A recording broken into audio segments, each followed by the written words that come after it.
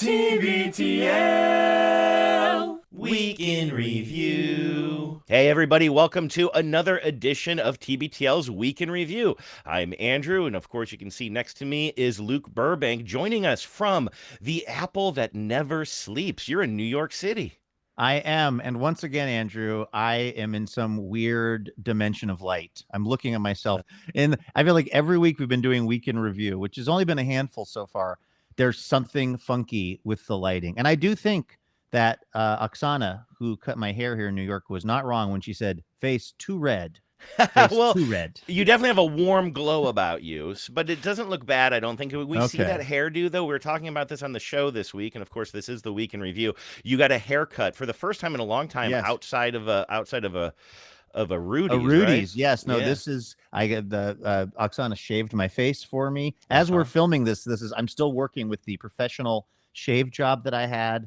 I just am never going to be comfortable, Andrew, looking at my face on video, and that is why we have the perfect guest this week helping us, an actual licensed psychotherapist and also very popular person online. He has somehow figured out how to translate his good looks and smarts into YouTube fame. Of course, we're talking about Dr. Kirk Honda, who is our Week in Review guest. Hello, Dr. Kirk.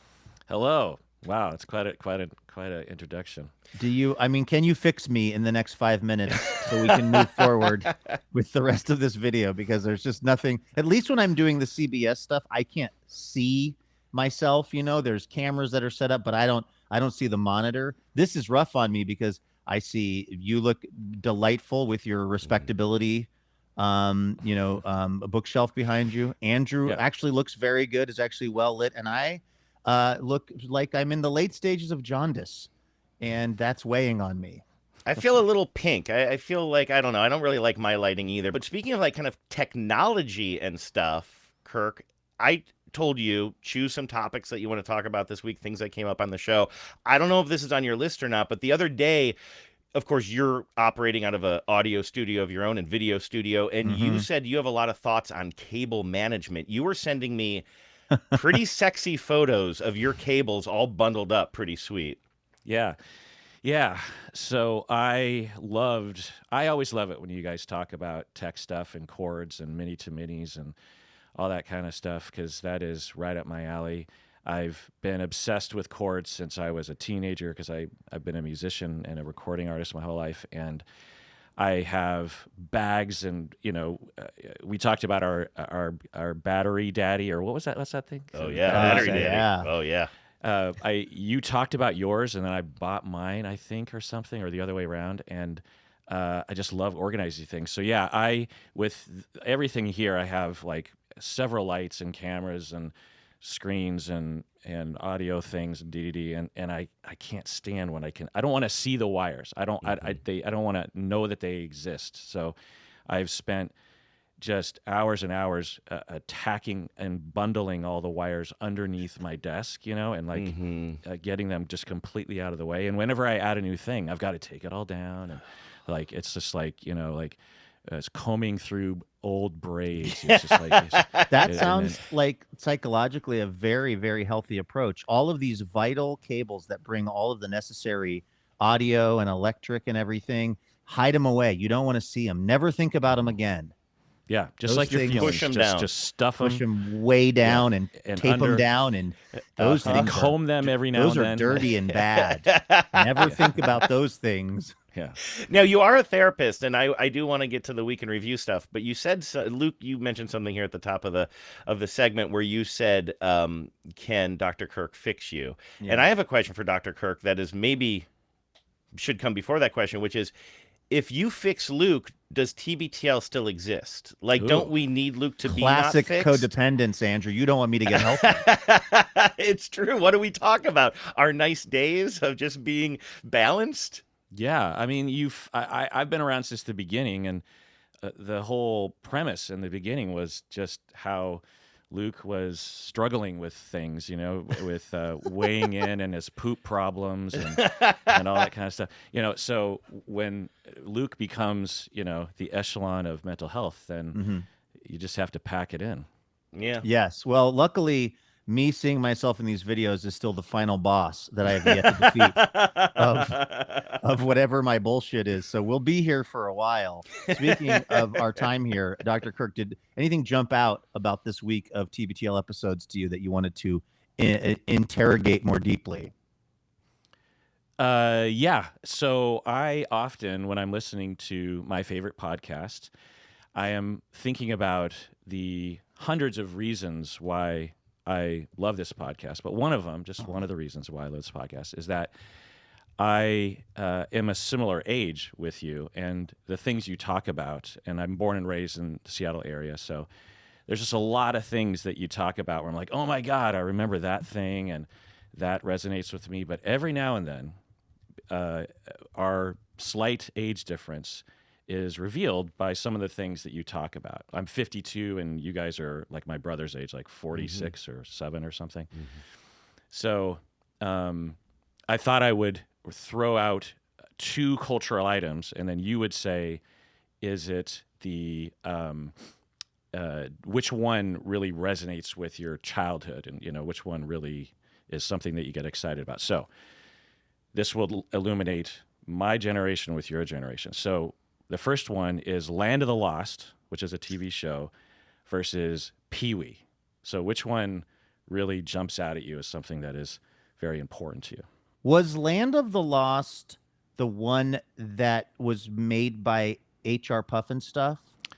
I don't think so. It was certainly of that time. It could have been, but it had Slee Stacks and Chaka. Yeah. I think there was a subplot of the Slee Stack, not the Slee Stacks themselves, but here's what I do know. And this, you want to talk about things that are psychologically buried very deep for me. Because my parents were pretty down on television and things like that. I was a very, very kind of easily scared kid when it came to content. And I remember being at someone's house, some kid my age, when I lived like by Northgate Mall as a very, very young kid. I'm probably 5 or something. And whatever the H.R. Puffin stuff show, which has a witch and a magic flute, came on, and I was so terrified of this witch, which I actually think, looking back on it, I had some reason for it. There's been a lot of speculation on what Sid and Marty Krofft were trying to do to the youth of America, and it rhymes with hugs, but it starts with a D and an R. Drugs,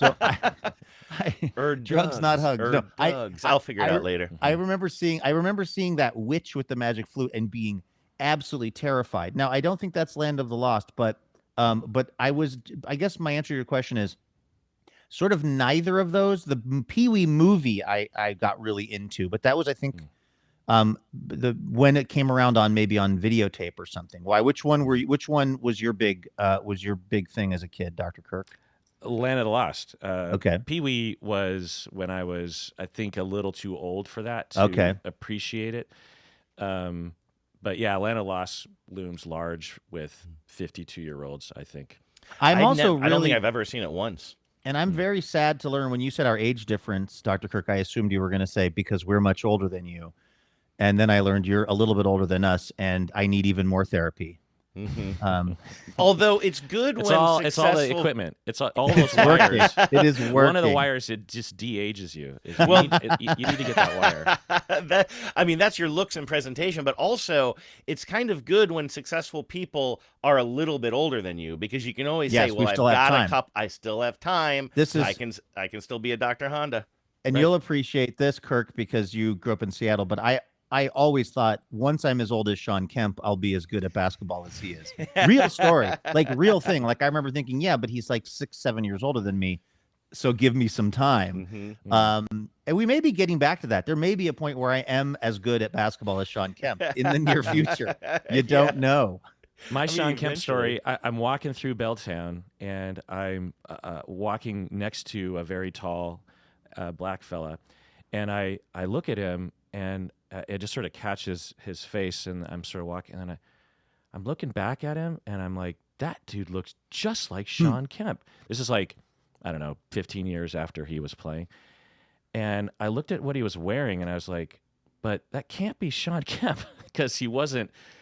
I just think basketball, NBA players, right? He wasn't in warm-ups or fancy clothes. He looked like a regular Seattle schlub with like Mhm. a ill-defined printed T-shirt and sweats or something. And then I'm like, golly, the guy looks just like Sean Kemp. So I keep walking, and I'm like, what? He looks just like Sean Kemp. I'm looking right at him, and then he's looking right at me, and it dawns on me, it is Sean Kemp. And I just froze. I didn't know what to say, but I it was wasn't really a hoping that power he out on was that saying story. to himself, "That looks just like Dr. Kirk Honda from Psychology in I Seattle." think he was fame. like, why is this guy staring at me this whole time? Oh, I You know, think he knows. there was a brief moment of time when I was almost spending too much time with Sean Kemp, which is a crazy thing for me to say, having grown up as a Sonics obsessed kid, because he bought this bar down in Lower Queen Anne where Camaro Kev and I used to just go hang out like way too much of the time. And then there was a period where Sean Kemp was showing up at the Mandarin Gate, our other beloved spot, and he'd be Really? like dancing like out on the small dance floor during karaoke. Oh. And just it was amazing, because it went from like, this is my all-time sports hero pretty much, to like, I can't believe I'm getting to meet my sports hero, to being like, should my sports hero be here at the Mandarin Gate right now? Like, I've seen my sports hero 2 times this week. That is, now that you say that, Luke, I realize that I've seen him before too in a bar in Seattle. At the maybe I shouldn't say the name of it, but a little dive bar that I like that's not far from my old place that is not Teddy's. And the only reason I knew who it was because Camaro Kev was with me, and he said, "Oh, that's Sean Kemp." And then he went up to Sean Kemp and gave him the compliment that I think Sean Kemp only gets from Camaro Kev, which is, "You made some of the best French dip sandwiches Seattle has Yes. ever seen." Like Those that. at Also pretty Oscars. good at basketball. Oscars 2, I think, was his restaurant, and man, they had some real, as our friend Russell Kurth, the veteran, rest in peace, used to say, those sandwiches are slamming. Sandwiches were really slamming. So, short story, it's late night, it's 96 or 7, and I'm walking up First Avenue on Lower Queen Anne, and I'm going to the Romper Room, if anyone remembers where Oh, that yeah. club used to be. And Kevin Calabro is standing right there after a game, because it would funnel out of Kia Arena down there. And I was like, Calabro! And I thought, oh, he's just going to, but he was tuned up as well. So we had a really long conversation. And similar to you with Sean Kemp, I thought I went through the same phases of like, I can't believe this is Kevin Calabro. For those who don't know, he was the announcer for the radio and the TV broadcast. I assume he did radio as well. Anyway, and so I'm like, oh my God, it's Kevin Calabro. Then I'm like, oh, he's actually talking to me. He's kind of looking at a lot of young women around here. Right? I mean, I don't want to say. Maybe I should say that publicly, but hey, I don't know his situation.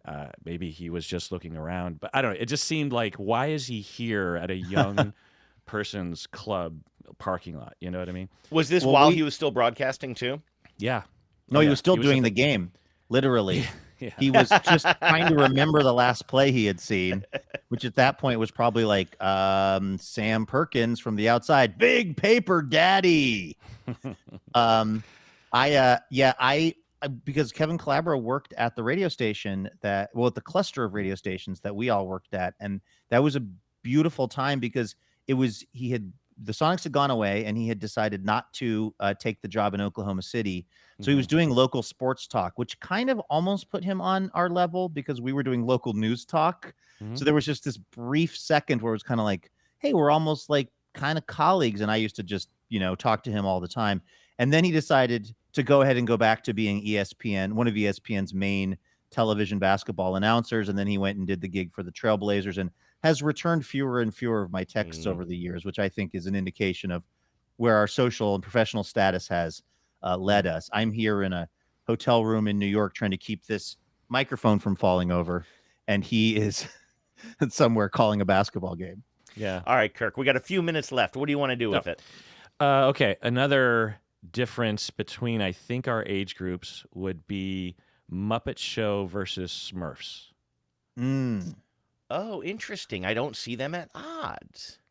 Do you? Muppet Show being a little bit for the slightly older than us generation, you think? I mean, I guess my younger brother definitely was into Muppet Show, but he was way into Smurfs. But I had I was way too old by the time Smurfs came on the Uh-huh. scene. Oh, really? Yeah, I was a Smurfs guy. Yeah. Which why I was very worried recently when I started to think for some reason, as I do about once every 2 years, that the Smurfs are racist or that the person who created them. And I think it's not actually like an obvious case of that, but I have that fear in my mind. And like when the Smurfs come up every year or two, I then have to go on the internet and do a like, is this anti-Semitic? Is something what's going on with Gargamel? Like, but I loved the Smurfs when I was a little kid. Probably the very simplistic message, right? Of like, it's very easy. It's like the WWE for children. Like, this is the Smurf who's very vain because they're holding a mirror. This is the Smurf who's very smart because they have thick glasses on. Mhm. Like, And it was easy to. this is the token girl that is in the Oh, Smurf. and va va va voom. That might have been, and that might have been one of the early times when I felt like there's something about that one with the blonde hair that I find Well, there's very also intriguing. Calm there's down, also Kevin Calabro. Get on up for the down Smurf. There's also the terrorist Smurf, if you'll recall, who would deliver little mail bombs to Yes. people. They would open up packages and it Was would that blow like up in their Cranky face. Smurf or Jokey Smurf? Yeah, maybe jokey. And then you did have like a Smurf that just would say, "I hate Smurfs. I hate everything." And that's unfortunately who I probably identified That was with the Nihilism most. Smurf, which was a big Nihilism Smurf, concept to try to. Now, as far as the Muppets go, believe it or not, I was never a huge Muppets guy, and to this day, like, I'm fine with them, but they do not hold this like treasured place in my mind where like, oh my gosh, anything they put out with the Muppets on it, I'm in. It's like that's not now Muppet Babies. Mm. Muppet Babies was Mm. was from a demographic standpoint exactly my age. Like I loved the cartoon Muppet Babies. Mhm. I may have been too old for it now that I think of it, but I It loved. was a good it was a good show. I assume that you were not into that if you were not into Smurfs. Muppet Babies were after that. I have a vague memory of seeing a preview of it on channel 11 or 13 and Mhm. seeing a little Gonzo, like a baby Uh-huh. Gonzo. Yep. Yeah. It had a real kind of like a Sam Shepard play quality to it, where it's it's slightly waiting for Godot, but with all of the Muppets as children, they're kind of in this liminal space. You never see the adults. The adult is voiced by the mom from Leave It to Beaver, Barbara Billingsley. Oh, All you yeah. ever see are her socks, and they're kind of just in like they're just like somebody will put out a think piece about like were the Muppet Babies actually in some sort of waiting room for heaven because they don't really do anything. They're just having these little side conversations constantly. It's like a very odd. They're like in a nursery or a day room, just waiting for their life to start happening. Yeah. But I loved it. I thought it was very entertaining when I was again probably a little bit too old. So, as I said, this is my favorite podcast, TBTL, and we share so much in common. But every now and then, there's something that I'm like, oh, we're not exactly in the same cultural sync. pocket. And But so that's some of these. where did that would be so I'm 47, so that's about a 5-year difference for us. Mhm. Yeah. What year did you Yeah. graduate from high school? Is it 94? 94, yeah, Nathan Okay. Hale. Where did you graduate from? Issaquah High School. Okay. 89.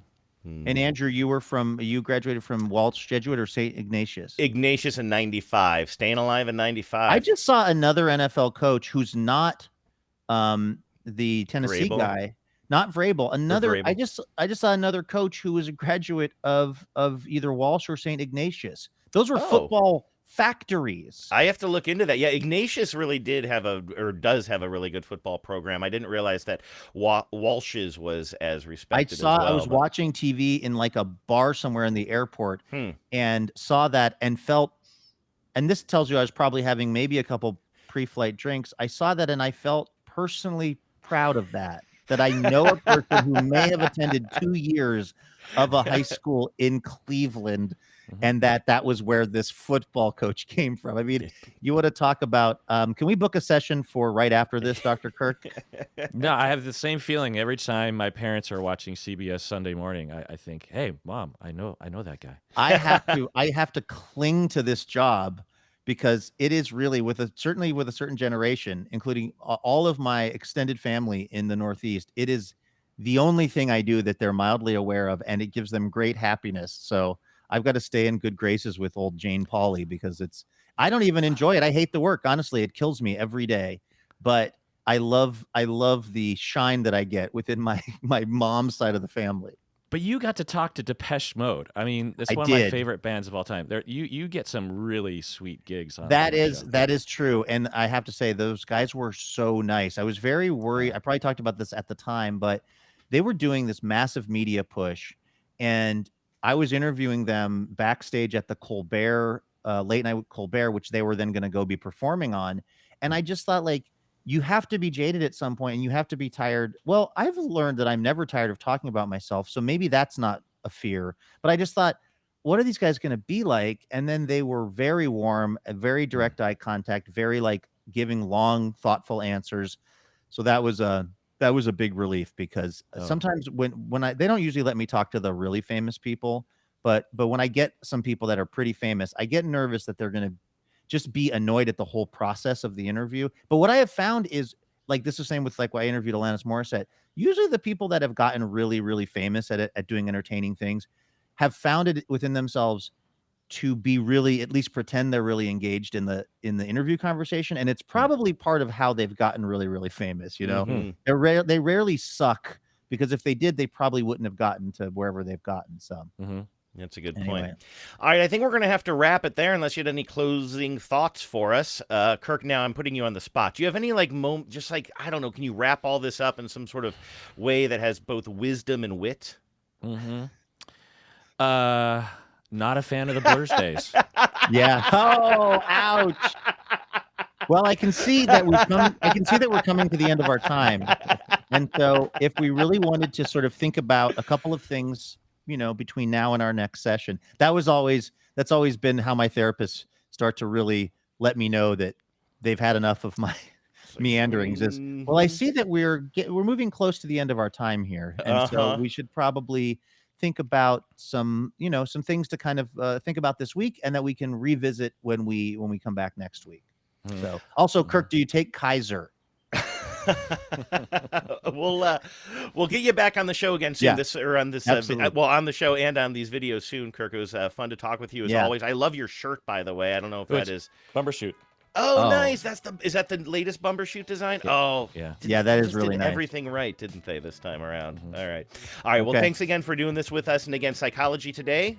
Psychology in Seattle. Psychology in Seattle. Sorry about that. Dr. Kirk Honda. Check him out there. Everybody else, we'll see you next week. Bye. Bye.